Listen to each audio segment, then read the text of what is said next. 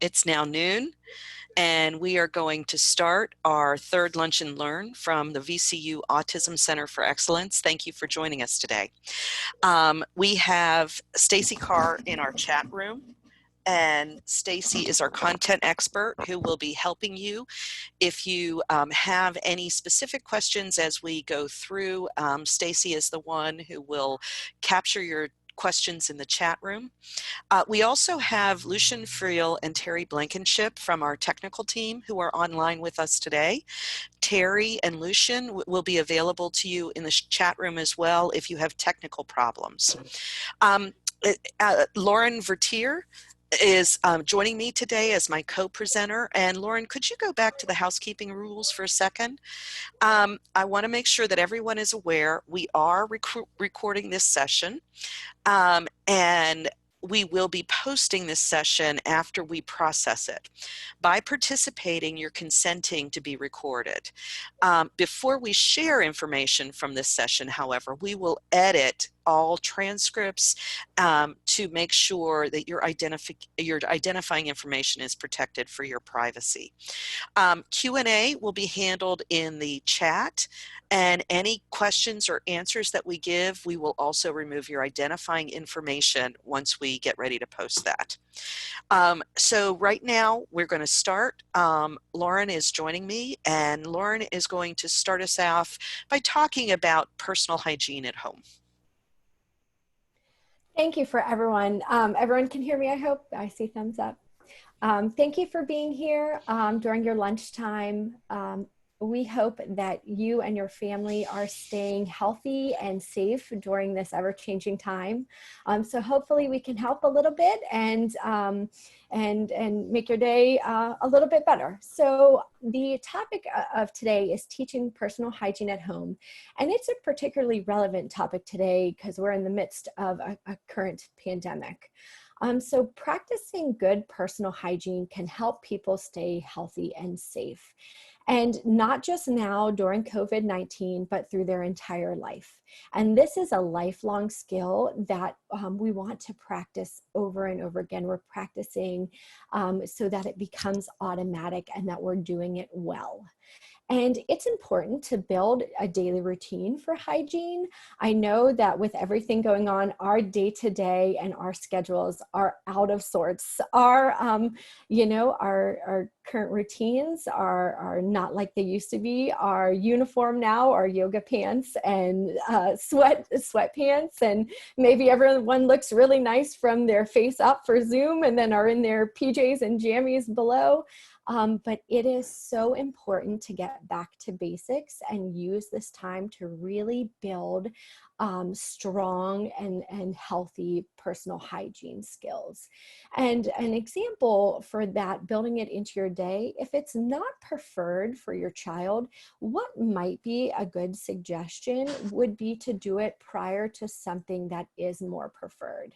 So it's something similar to a first then statement. So first we brush our teeth and then it's time for iPad. So it makes it a little bit more enticing to do it. So we pair that hygiene skill with something good that comes after, and that could be a first then. So when we think about hygiene skills, it's a huge umbrella. Hygiene skills, there are so many. But we think about traditional hygiene skills, such as when we wake up in the morning or our nighttime routine. We get up, we comb our hair, we put on our deodorant, we use our mouthwash, we brush our teeth. When we think of those hygiene skills, the hand washing has come to the forefront of everything now with COVID-19. So being able to hand wash properly for 20 seconds with soap and water, thinking about the toileting and the bathing, brushing our teeth, grooming, dressing is a huge thing to remember now and to reinforce now. Hey, we're not wearing the same shirt for the last 5 days. Hey, we got to change our pants. We can't always be in our PJs, and always bringing back to that and talking about that. Our main goal for hygiene skills is to try and have our child be as independent as possible. We want them to be carrying out these hygiene skills on their own to their best of their ability. It's always individualized, but we want them to carry out these healthy skills as much as they can on their own. And then we have new hygiene skills on top of our traditional hygiene skills since COVID-19. So a year ago, we weren't talking about wearing a mask going into Target, and now it's essential. As we're going into Walmart or the grocery store, that's a priority. We have to wear a mask, and how to do that. They're uncomfortable for sure.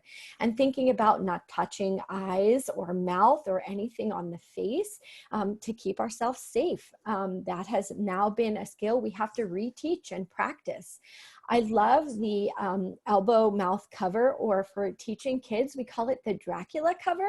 So we put our hands around like a Dracula cape and we cough into the cape instead of our hands. That's a fun way to teach it. So we're avoiding sneezing or coughing into our hands, but you do the Dracula and cough and sneeze into your cape.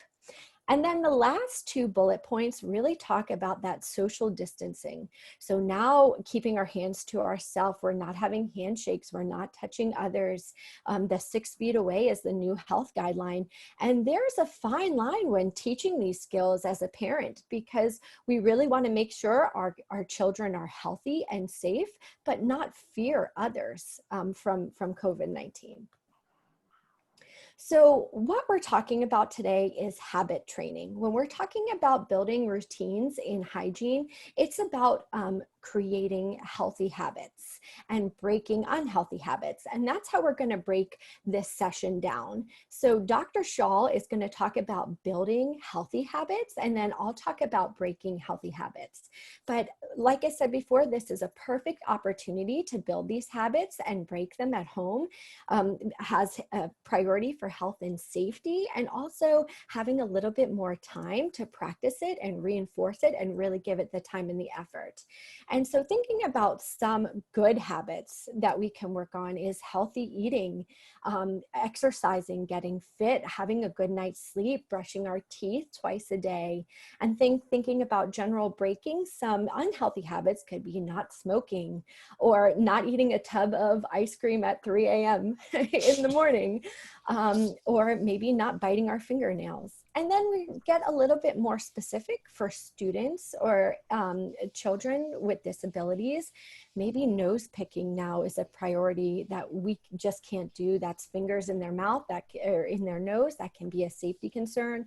Licking or mouthing objects, edible, inedible objects, or grabbing or handling things excessively. So let's dive into strategies to build healthy habits. So Lauren did a really excellent job talking about hygiene as habits. And luckily, we have actually a fair amount of research on how to build habits and how to break habits. And so what we're presenting today are those really evidence-based practices that we know really help people build habits and break habits. You've probably experienced this yourselves. I mean, I prided myself before COVID-19 on being a pretty good hand washer. You know, I would wash my hands before every meal. I would wash my hands after using the restroom. But I have to say that since COVID-19, I have actually upped my hand washing game. And that has actually also led to me upping my hand lotion game as well. So one of the things that really helps you when you're building a habit is to build it into a routine. And so one of the main routines that you want to think about with all of your hygiene is, when is the natural time that it should occur, and how do I make that a routine? So for example, with hand washing, we now know that you should wash your hands before you leave your home and whenever you re-enter your home from being outside. With kids with disabilities, it's really important to establish those routine rules so that that becomes a part of what's expected. And so that routine is going to be really, really critical to help you build that habit. You also want to add some extra practice in. Individuals with disabilities might have difficulty remembering all the various steps and movements of moving their hand. You may have individuals who have difficulty with certain aspects of a particular routine. Again, using hand washing, it may be the roll that you do around your hands that may be hard. Well, so then you might have to think about, how do I adjust that routine to address the needs of the person with a disability? If this is a routine that the individual resists, you may want to have some kind of reinforcement available. And Lauren used a really good example when she said, you may want to have something fun to do afterwards while you're teaching that routine, so that first you do the hand washing, then you can play with your blocks. First you do hand washing, then we eat lunch. And so you always have that first, then. You can use that with a lot of these routines. Another example for building a habit might be, now that we're wearing masks outside when we go to various places. You might have the mask in the car and you say, first you put on your mask, then we go into Target. First you put on your mask, then we go into the grocery store. And so you want to use those natural opportunities to provide that practice. You also want to add some breaks in. If it's a really rough day, oops, I was just muted. So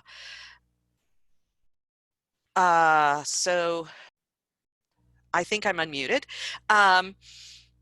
So if you're working on something that's difficult for your child, you want to make sure you have breaks added into your schedule, so that if you're trying a practice session on washing hands or putting on a face mask, or if you're trying a practice session on not mouthing objects, then you want to provide some breaks. For mouthing objects, for example, something that's now very dangerous to do in public, you want to make sure that you have something available for your child that they can mouth safely, that you know is safe, is sanitized, comes from your home, and will not be a source of infection.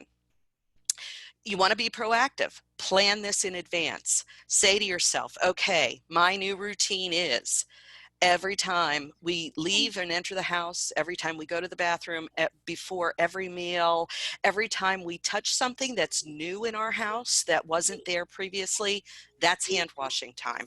And so you want to make sure you have that. And then be sure to be a very good model yourself. Finally, I love this last point. Don't assume that your child knows how to do these things. You really have to teach even the most very basic things. You have to teach how to set water temperature. You have to teach how to ensure that your child knows when 20 seconds is up. Maybe you sing a song with them to help them understand the 20 seconds in hand washing. So we use a lot of different tools that help individuals learn these habits, and that includes visuals and picture cards. I have some examples on the next page.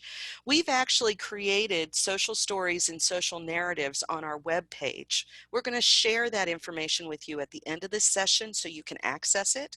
And then we have also been developing a lot of video modeling available to you for free on our website, so that you could use those resources as well to help you during this time. The two visual supports that I have on the page address two different aspects of personal hygiene.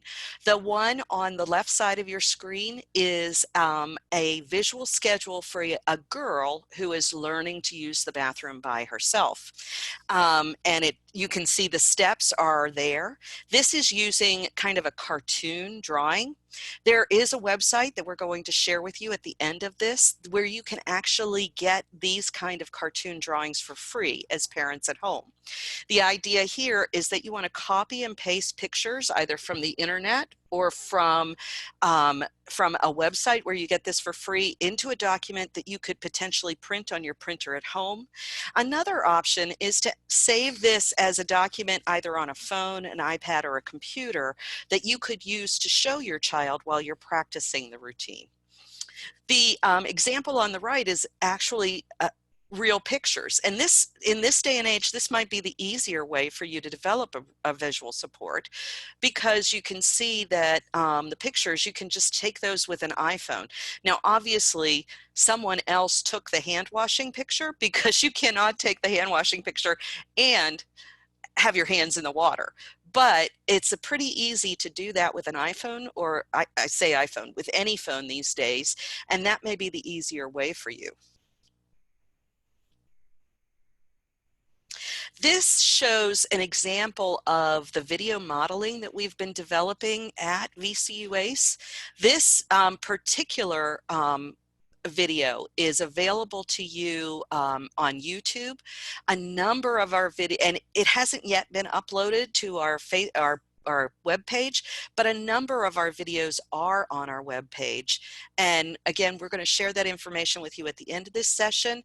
But this is a video modeling of a young man who shows you how to put on a face mask. And this is really a step-by-step instructional piece.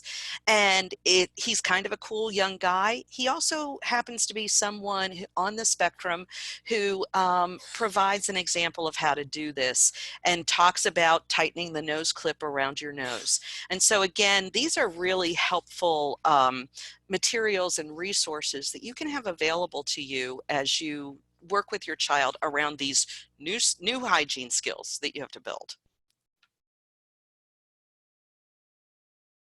So now that Dr. Schall has talked about building habits, we're also going to talk about breaking habits. And it's important to mention that these don't happen separately from each other. They often occur at the same time. We're building new skills as we're trying to break the old ones. So before we get into the bullets about how to break habits, the first thing of importance is have patience. Have patience with yourself, have patience with your child. Be kind to yourself and your child. Building a habit doesn't happen overnight. It takes time to build and reinforce that skill over and over to strengthen that skill. It's the same thing for breaking habits. It takes time, and you're going to see tantrums, you're going to see meltdowns, you're going to have hard nights. It's most likely going to get worse before it gets better. Hang in there, you've got this. It just takes time. So when thinking about breaking habits, find an appropriate replacement, something that is more appropriate than the actual habit. So especially for excessive behaviors. Say you have a child who is constantly touching things. You go to the grocery store right now, that's a safety concern. Thinking about the spreading of germs and hands are all over the place. Think about finding a replacement for that. Maybe it's carrying around a bag of goodies, a bag of tricks, something in there that can keep hands, mouth, and body busy. So it's focused, that child is focused on that bag or those items instead of everything around. Having a favorite teddy bear, having something in their hands, something to replace that habit that could be dangerous or a safety concern. Also, have a game plan. It's about changing the mentality of not if it's going to happen, but when it's going to happen. So knowing what to do instead of having the bad habit happen first and then we respond, have a game plan. Break it down into manageable pieces. We don't want to overwhelm ourselves with breaking all of these habits all at once. Slow and steady, have the plan of this is how we're going to respond. And that's being proactive. That's just thinking about it before. Also, having a game plan can keep it consistent with everyone, with family members, with staff members. You have a game plan, everyone can respond the same way. So, no one is getting played off of each other. So a game plan for face masks, because let's be honest, face masks are uncomfortable. They're hot and sticky. They make your face hurt sometimes. You have the ring around your face, but they're essential. So a game plan may be, hey, can we put buttons on a hat? Can we put that so the face mask goes on to the buttons instead of the ears? What about if instead of a face mask, we use a handkerchief? or a bandana, or something where we can put a sticker each time of a favorite character, or maybe we can draw on it. So it's still keeping the individual safe, but adjusting, having a plan for that, and maybe switching and seeing what works for that individual. It's also important to reward the positive behavior. We really want to make the good behavior, that replacement behavior, enticing to do. We want that child to want to do it again. And you can do that, like Dr. Schall was saying, by rewarding and reinforcing. Have a party. They're doing the right thing. Celebrate it. Celebrate the small things. And that helps get the buy-in. Then the snowball rolls, right? So they did it once. It's celebrated. They're doing it again. It feels good to do it right. And then they're more excited to do that replacement behavior than the old habit. Also, visuals, schedules, and models, it's the same as building habits. Oftentimes, individuals with disabilities are visual learners. So while we're talking about it, add a visual. This helps reinforce that behavior. Add that visual, what to do, and have fun with it. Oftentimes when we're making visuals, bring in that child to do it too. Video model with that child. Have it a fun game where they can take pictures and then it goes up in the bathroom or it goes up in their room. A visual schedule for breaking habits could be like, this is something we can touch. This is something we can't touch. We can't put our hands in the garbage, but we can put our hands in this bag. Even having a schedule where it's appropriate for when to engage in certain behaviors. Have a little area in your house designated for where these habits can happen. And it's very important that we model good habits too, especially now where it's like, did I shower today? Oh, did I change my clothes today? If we want to model, if we want our child to engage in healthy habits, we need to model it as well. And that model makes a world of a difference. And the last one, the last bullet we talked about, it does take time. Hang in there. It does take time to break a habit, but you got this. And so an example for breaking a habit, we've had a lot of questions lately about licking carts or licking poles of subways or buses, and this is a huge hygiene and safety concern. I have a 10-month-old twins who put everything in their mouths, and I'm not looking forward to addressing this behavior, but it's so important to do this again. You know, we can't lick carts, especially in this time and age. So when we find a replacement for the licking carts, can we give the individual or a lollipop or something that can replace the licking? Maybe the licking is because it's cold. They like the cold of the metal. So could we do something like an ice pop, or maybe cold water with one of those fun, silly straws? So again, this replacement is happening so they're keeping mouths or hands or bodies busy and they can't engage in that habit. Also, providing a choice is really great. That also helps with the buy-in. Hey, would you like a lollipop or gum to chew? And this gets the ball rolling too, because you're making choices. Always reward and praise. So reinforce when the child is using the right behavior. I really like that you're drinking out of that water cup. I really like how you're chewing gum and not going to licking that cart. That's great, you know, and sometimes it sounds silly. It makes a world of a difference. When we're talking about a game plan and being proactive, maybe even using a cover to cover that part of the cart that they lick. So we're giving a replacement behavior, something that they can do instead, and they don't really have access to lick the cart. And then pair with a visual. Hey, what's available? You have all of these things in your bag available, and what's not available. Or, hey, first we do this, then we do that. Pair it, again, pair visual. Visual supports really make abstract concepts more concrete. So thinking about habits and building or breaking habit training in general, hygiene, there are tons of valuable and wonderful resources out there.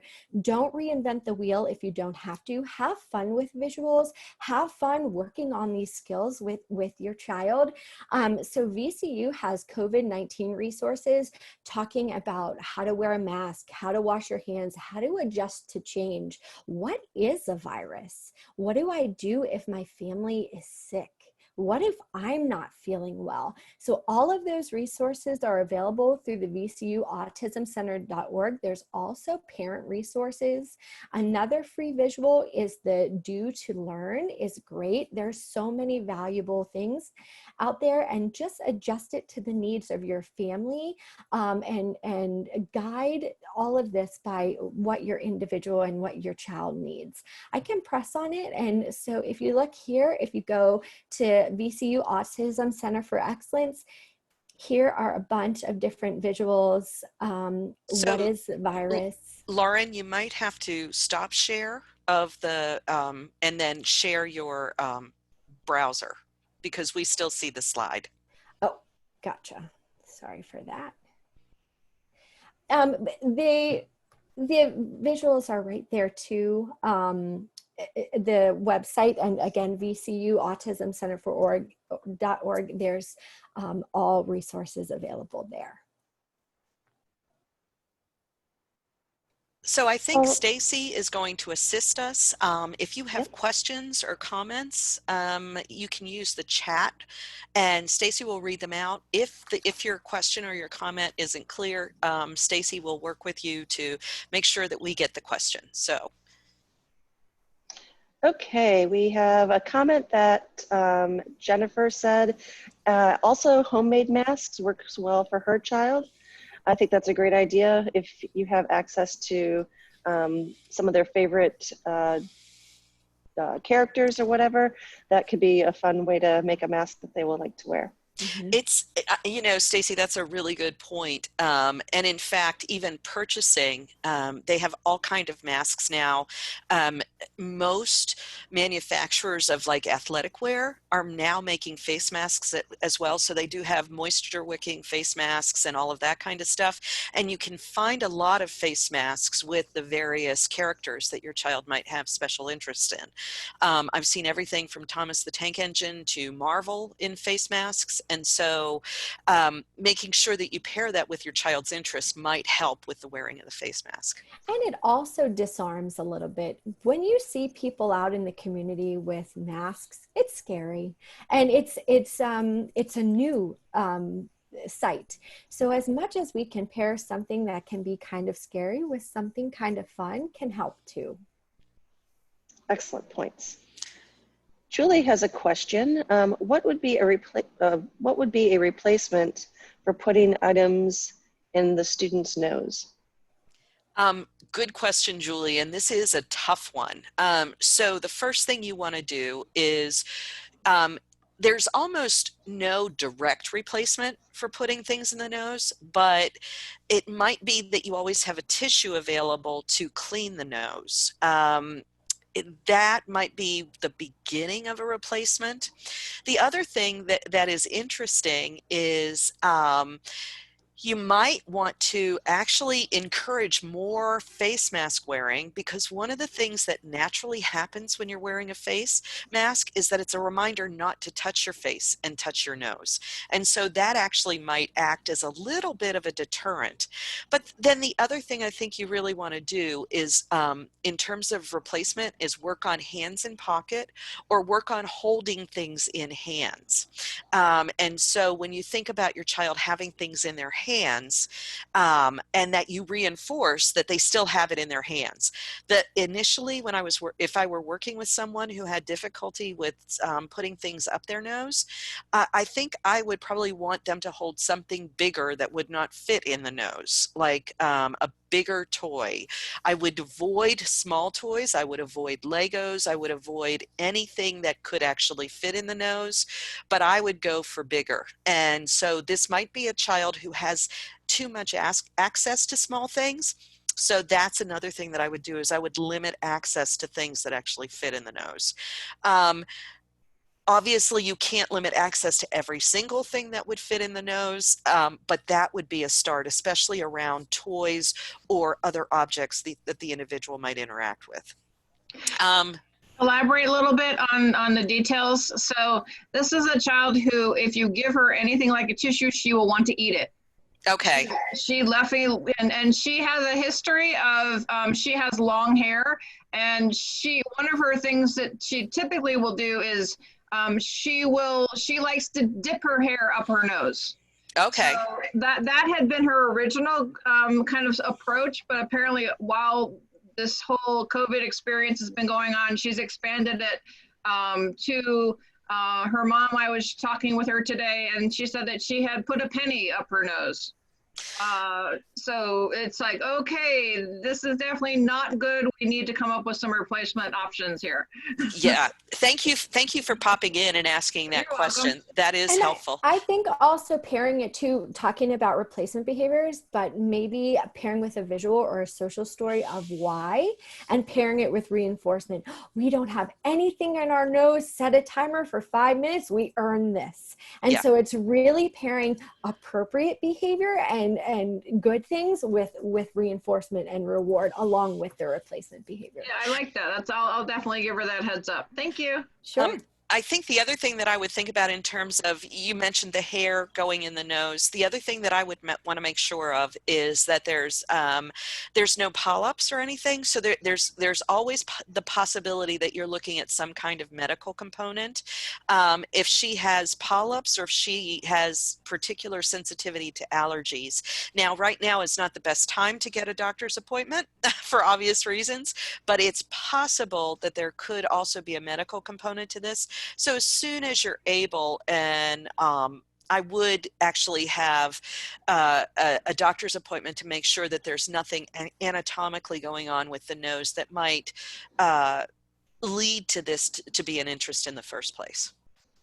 Okay, yeah, I'll definitely propose that, because that is something that I did mention. Perhaps there's something like a sinus issue, but I didn't think about polyps would be a more direct something that would be an irritant or something. At least it doesn't feel right that she needs to do something about it. Right. In her own way. Okay, thank you. And maybe during this whole time, maybe it's exciting for her hair to be in a bun, or you braid it and you put it up. So again, the access is limited. Instead of the hair being so easily able to go up the nose, maybe you guys do it together. You put some fun things in her hair, and just so it's out of her face, and you can address all the other issues as well. Right. Okay, thank you. Okay, another question. Actually, this is a great comment. I've seen pictures of a boy wearing a hat that his mom put buttons on the ear loops. And Lauren, I think you mentioned that too. Mm-hmm. So it didn't have to go around the boy's ears. That's great. There's also for young girls who maybe don't wear hats, I've seen headbands with the buttons on as well to secure the ear loops around buttons.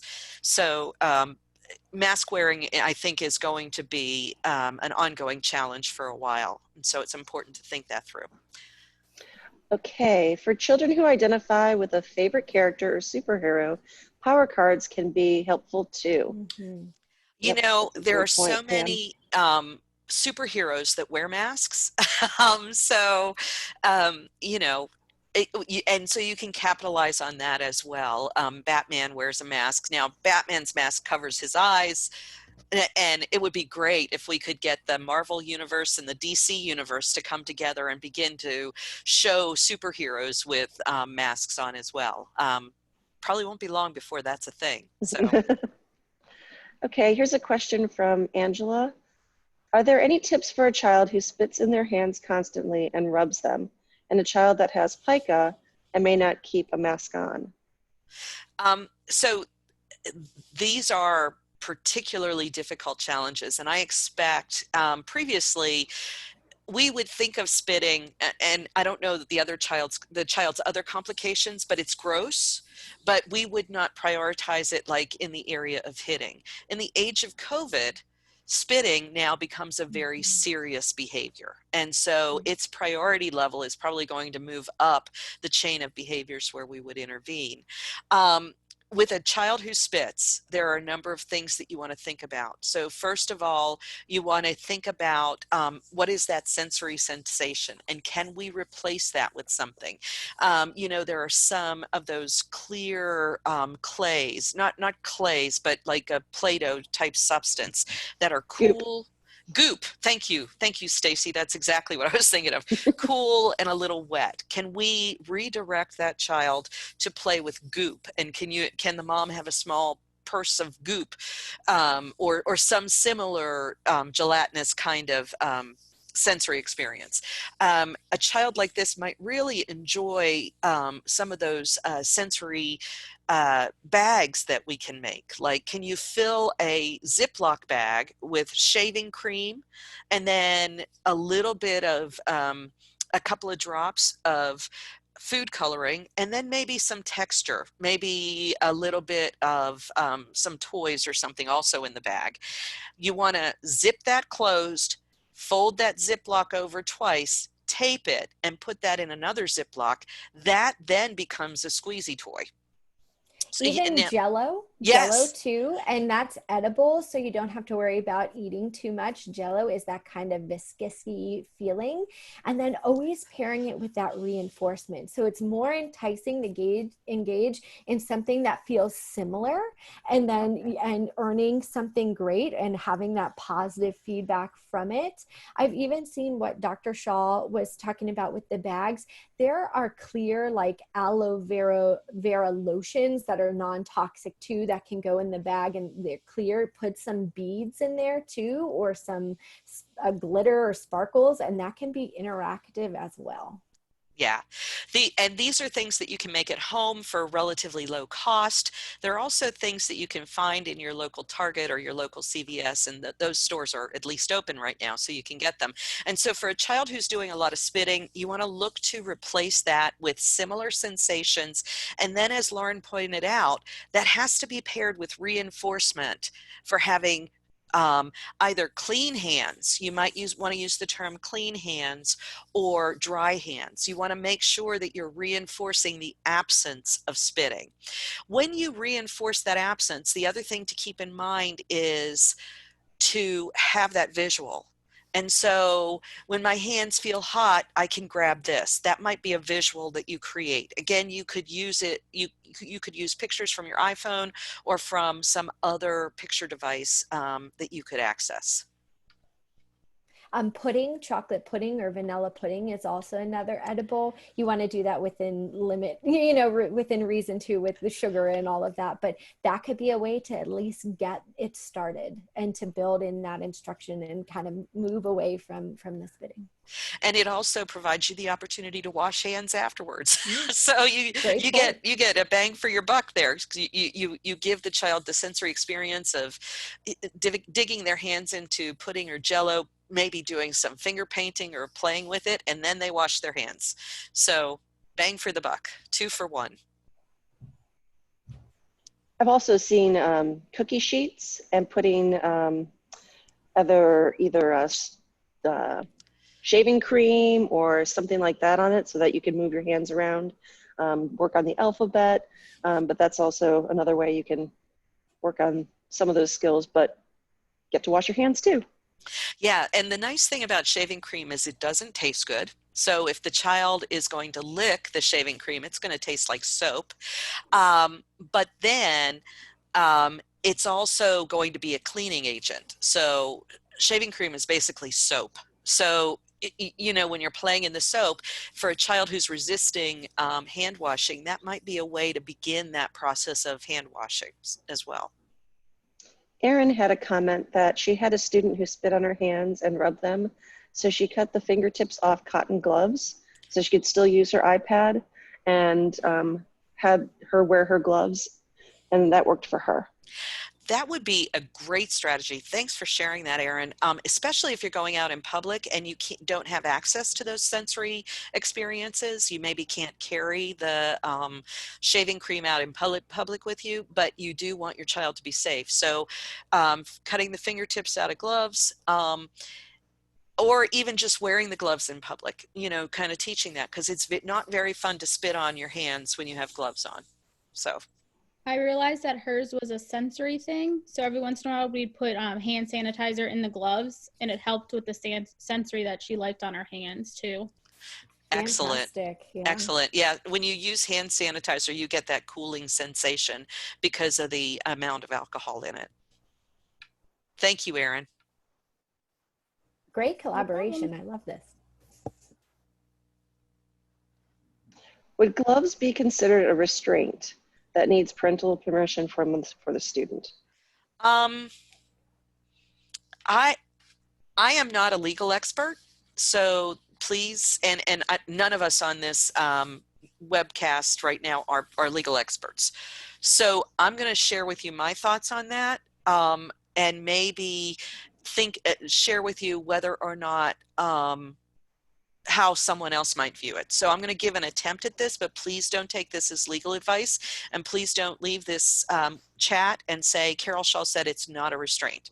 But my thinking is this: if the glove is a preventative, in other words, it's not a consequence for spitting, but you're preventing someone from potentially engaging in a harmful behavior, that it would not be a restraint. The person has free movement of their hands.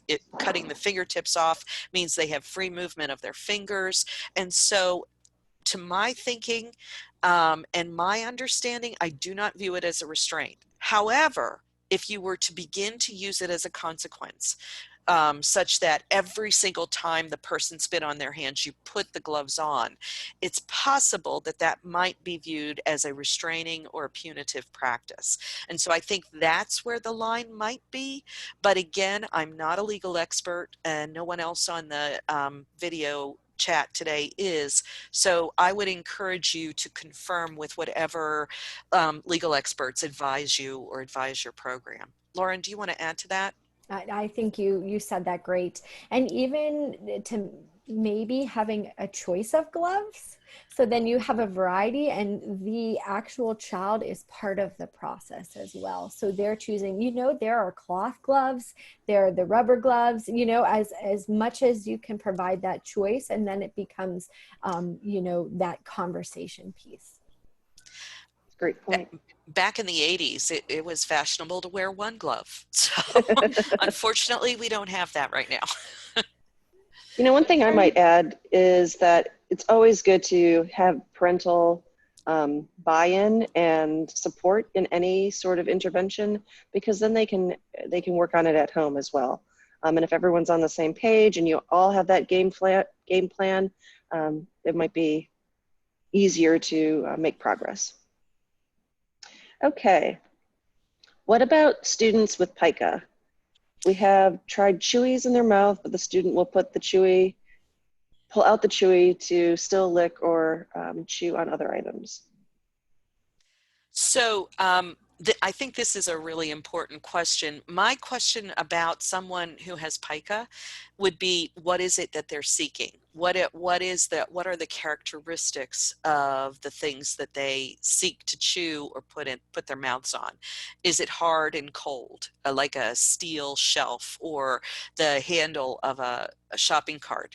Is it soft items? And as much as possible, as safely as possible, I would want to make sure that I was trying to match sensation to sensation. And so if somebody's licking hard, cold steel items, I'd want to think about, what can I get that's hard and cold? Do I need to use ice or ice chips? Do I need to use something like that, like ice pops, or are they licking something that's soft and mushy, in which case I would then again try to match to that sensation. The other thing with pica is you want a fairly good understanding of the child's diet. A lot of times people who engage in pica may have some nutritional deficiencies, like deficiencies in iron or deficiencies in particular minerals or potassium, or other nutritional components like that. And so also look at the diet to make sure that the person, if if they're not willing to eat a balanced diet, that we're figuring out a way to enhance or ensure that they're getting those minerals. It might be a Pediasure or an Ensure shake that helps with that challenge. I also think quick access to the items too. So even like putting a little fanny pack with those items, something that the student can pick and choose instead of seeing the reactive piece of it. Uh-oh, they're biting a foam ball. Let me find something in hand to where there's a practice or training where we feel, and I pair it with a visual, we feel like we want to eat this foam ball up, but here we go. In our fanny pack is something that tastes like that. Cotton candy is one that we've tried. So it's kind of that foamy piece. You can put that too. So it's right there. It's readily available. And then you can always shape that and fade that. So then maybe it is in the parent's hand or the teacher's hand, but there's something right there where they're getting that instant gratification and it's not waiting to find another replacement. Someone had a comment that she had success with a kiddo with Pica who liked hard plastic by freezing Twizzlers and Starburst and having them suck on those. Mm-hmm. Oh, that's a great idea. Mm-hmm. Yes. And so you notice that you're matching sensation to sensation. There's almost always an edible that you can either use or you can modify in some way. So freezing the Twizzlers will feel like you're chewing on plastic, and it'll take you a while to chew your way through a frozen Twizzler. It is really being like a detective, though. It takes some time. It takes some really exploring the child and understanding, you know, that sensation. The boy that likes to lick his hands as well as spit on them. He enjoys washing his hands, but will lick the soap off as well as hand sanitizer. Any suggestions for handling these? So I wouldn't worry about licking soap. There's at least 2 or 3 generations who have had their mouths washed out regularly with soap. It is not toxic. We no longer use lye in our soap. In the old days when lye was in the soap, that was toxic, but soap itself is not toxic.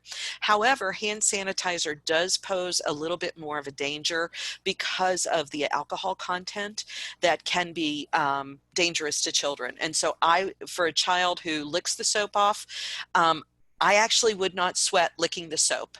I would just emphasize cleaning the hand well. And I might even have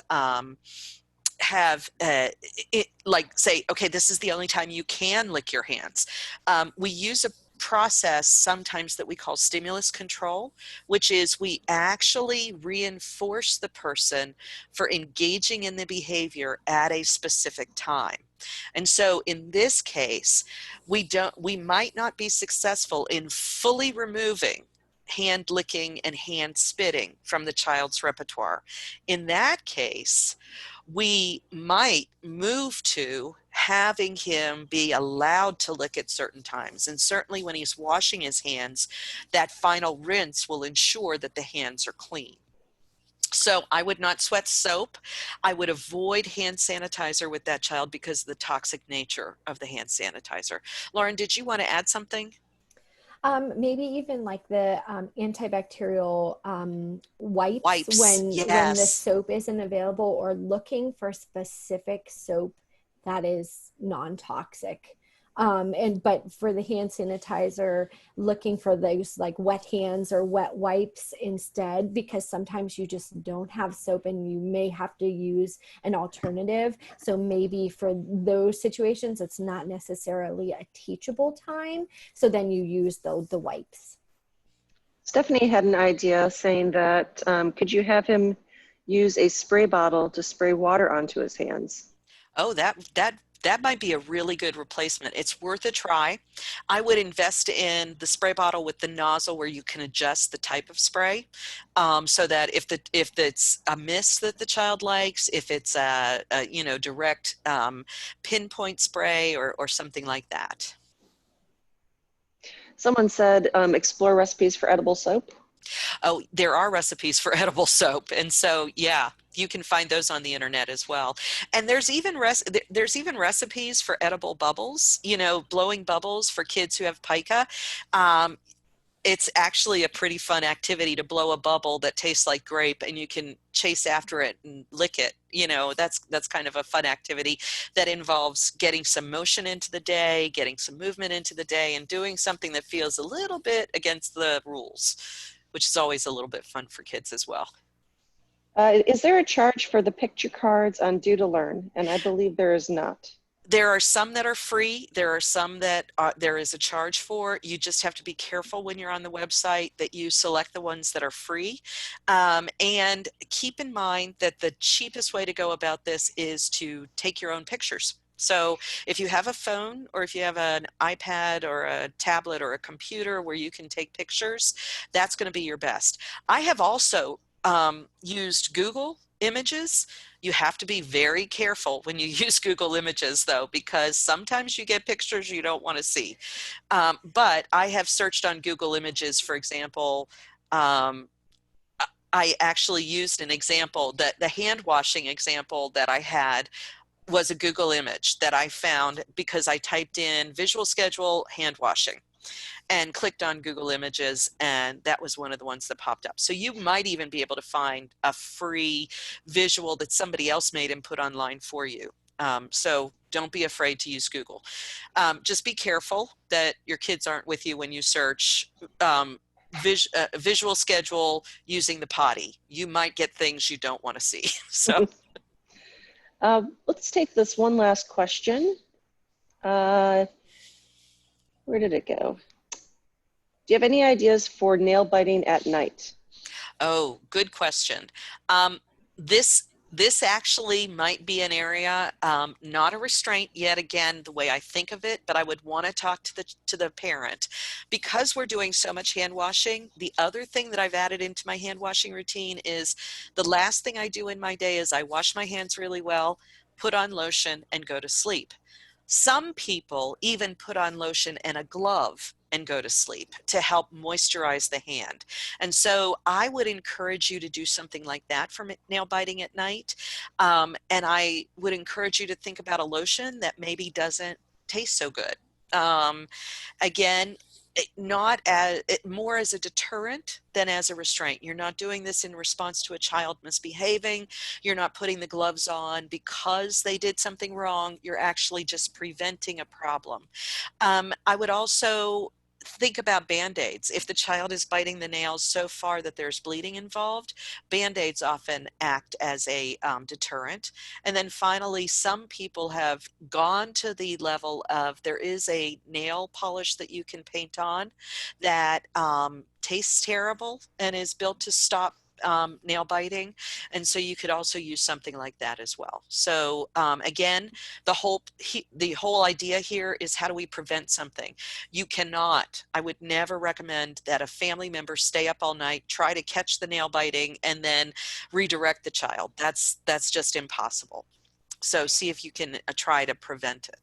Even keeping their hands busy, so maybe a blanket that has the holes in it so their fingers can be entwined and interwoven in that, if they're old enough. So something that along with that their hands could be busy too. It might also be interesting to see when they do it, if it's maybe they're a little nervous to go to sleep and that's when the hands go in their mouth, or it's when they're waking up in the morning. So knowing that too, then you can put some things in place. Maybe it's as soon as they go to sleep, maybe it's a white noise machine or something that soothes them, if you can see a pattern. If not, then it's just about seeing if maybe their hands can be busy with something else that it doesn't go in their mouth. That's excellent information. Well, thank you so much, Carol and Lauren, for this wonderful Lunch and Learn. Our next one will be next Thursday from noon to 1. And that's with Teresa Kogar and Vicki Brook, and they'll be talking about helping your child make successful transitions at home. And you could register from our website, vcuautismcenter.org, and look at the Lunch and Learn section there, and they will be up for all the following Lunch and Learns. Again, thank you so much. And if you have any additional questions, please feel free to email us at autismcenter@vcu.org. vcu.edu. Have a great day. Thank you. Thank you. Thank you. Thank you. Thank you. Thank you. Stay safe. Thank you. Down. Thank you. Thank you.